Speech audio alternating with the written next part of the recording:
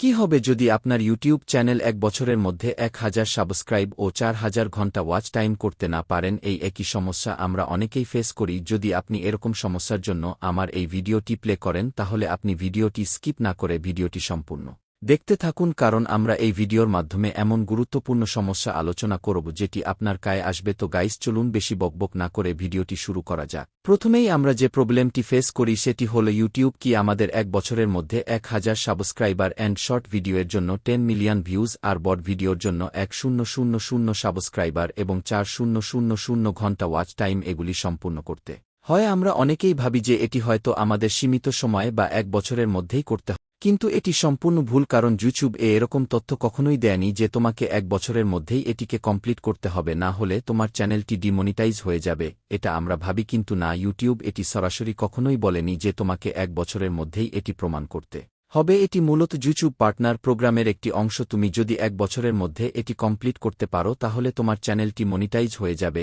এবার অনেকের মনে প্রশ্ন জাগবে যে আমি যদি 1 বছরের মধ্যে কমপ্লিট না করতে পারি, তাহলে কি আমার চ্যানেল ডিমনিটাইজ যাবে? এটি কখনো ইউটিউব বলেনি।